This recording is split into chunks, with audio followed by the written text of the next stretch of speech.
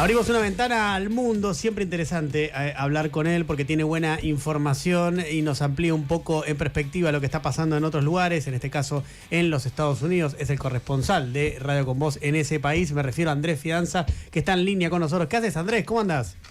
¿Cómo va, Diego? Bien, un placer escucharte. La verdad que me imagino que sí, el placer también es mío, pero debe ser todavía mayor tuyo que hablas conmigo, así que imagínate. ¿Cómo medirlo? ¿Cómo medirlo? ¿Cómo mensurar esto, no? Es una mamushka de placeres. Es difícil. Sí, debe estar ahí palo y palo, en el rango de lo mucho, entre lo mucho y lo exagerado. Efectivamente, coincido plenamente, suscribo esto que acabas de decir. Vamos a meternos con un par de temas. Una entrevista interesante primero que quiero saber qué te dijo y que además la analicemos, es a la que le hiciste a Eduardo Bolsonaro, destacado dirigente brasilero, hijo de Jair Bolsonaro. ¿Qué hacía en Estados Unidos? ¿A qué fue? Así es diputado. Claro. Eduardo Bolsonaro además es diputado, pero está en uso de licencia. Fue el diputado electo con más votos en Brasil en 2018, sí. Después renovó, pero ya con bastantes votos menos, pero está en uso de licencia y está residiendo viviendo en los Estados Unidos, porque las causas que están avanzando dentro de Brasil fuertemente contra, te diría, los Bolsonaro, sí. Porque el enfocado, el apuntado principalmente es Jair Bolsonaro, el padre del expresidente, pero Eduardo también. Entonces, en algún momento, en marzo pasado, decidió tomarse licencia y venir a vivir a los Estados Unidos.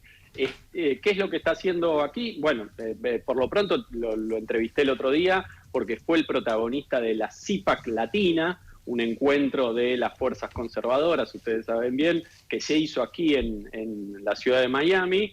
Bueno, lo entrevisté, lo podemos escuchar, sí, claro. Si te parece, y después la seguimos. Pero dale. Escuchémoslo a Bolsonaro, dale. Dale, adelante. Vas a ser candidato a presidente, se está hablando de eso, falta poco para las elecciones presidenciales. Hay una posibilidad, aunque yo no tenga presentándome como candidato presidencial o esté haciendo eventos o campaña, me quedo muy contento por cuenta de dos encuestas que se pasaron recién, en semana pasada y en la otra semana, de Paraná Pesquisa y de Futura, hablando que una estoy empatado con Lula en la segunda vuelta y otra me pone adelante de Lula 4 o 5 puntos. Eso es motivo de muy contentamiento, pero igual aún creo que Jair Bolsonaro va a ser candidato el próximo año. Me encanta Milei, yo creo que el trabajo que está haciendo en Argentina encima es muy corajoso porque la deterioración económica de Argentina y de valores morales estaba muy bajo.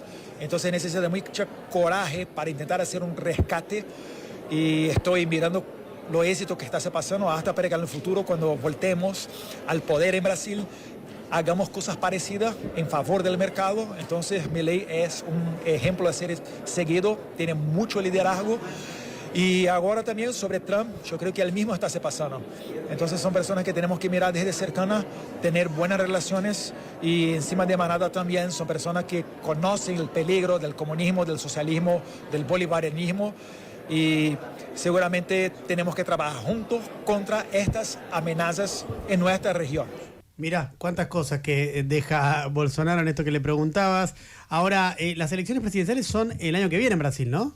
Sí, en noviembre del año que viene, y él claramente no descartaba la posibilidad de ser candidato a presidente, si bien después decía el candidato tiene que ser Jair, sí. Pero ¿por qué habría ese paraguas? Porque está inhibido, claro. Está imposibilitado.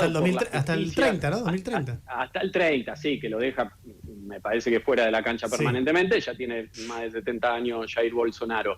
Entonces está abriendo el paraguas, pero esto, y son efectivamente, como vos decías, el año que viene, falta un año y unos meses, sería un cimbronazo, la vuelta de alguno de los Bolsonaro en un continente híbrido en lo ideológico, sería como inclinar la balanza. Sí, ¿no? Pero porque entre Estados Unidos con Trump, si Bolsonaro vuelve en Brasil, más Argentina con Milei, ¿no? Que ahí ya así que se desbalancearía un poco.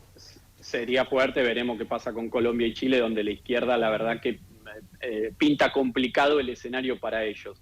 Pero respecto a esto de las elecciones del año que viene, ayer se metió Donald Trump de lleno, te diría, en la campaña en Brasil, diciendo hay una casa de brujas en Brasil, refiriéndose a la investigación que está avanzando contra Bolsonaro, porque Jair Bolsonaro está inhabilitado políticamente por un lado, pero además avanza una investigación ya penal por la toma de los edificios del gobierno federal en Brasilia, recuerdan ustedes, a principios en enero de 2023. Entonces esa causa está avanzando.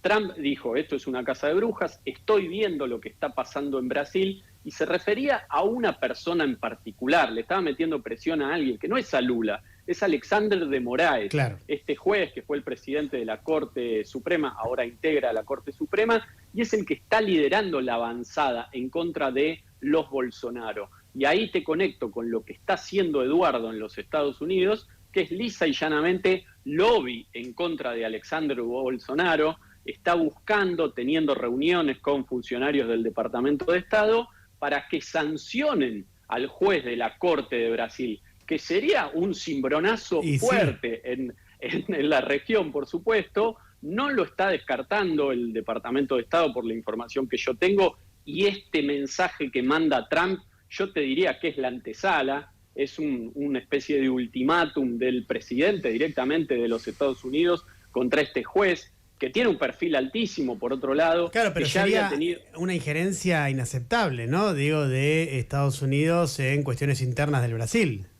Sería jugar fuerte en un mundo donde la injerencia en otros países está como un poco roto, ¿no? Claro. Todo ese código, digo, está como roto de todos lados. Pero ¿te acordás el año pasado? Este juez, Alexander de Moraes, había tenido un choque de titanes con Elon Musk. Sí. ¿Te acordás que suspendió ex Twitter en Brasil durante un mes? Después tuvo que enrollar el barrilete Elon Musk y le entregó esa objeción que estaba haciendo de las cuentas bolsonaristas, porque es un juez de perfil altísimo, muy cruzado. Entonces Eduardo Bolsonaro directamente está haciendo lobby, digámosle, reuniones con funcionarios de la Casa Blanca para que tomen ese paso y sancionen directamente a este juez. Veremos qué pasa con esa sanción. No sería una novedad, porque el Departamento de Estado suele intervenir en países, tiene mecanismos para hacerlo, sin ir más lejos. La verdad que pasa un poco de largo porque ya está condenada en la Argentina, pero el Departamento de Estado de Trump sancionó a Cristina Kirchner, a Julio De Vido y a sus hijos, que por ejemplo no pueden visitar los Estados Unidos. Máximo Kirchner, si quisiera ir a Estados Unidos, no puede hacerlo porque tiene una prohibición del Departamento de Estado. Bueno, pero ahí hay una condena de la justicia argentina. En este caso, meterse con un juez de la Corte Suprema que está, en pleno uso de sus funciones, sería una movida muy fuerte. Así que es importante esto que está pasando. Sí, definitivamente. Bien que lo traes para analizarlo, porque sería algo realmente grave que en esa antesala que vos ya anunciás que Trump está metiéndose, que después el Departamento de Estado lo ratifique con alguna sanción a Alexander de Moraes, este juez que está investigando a Jair Bolsonaro en Brasil.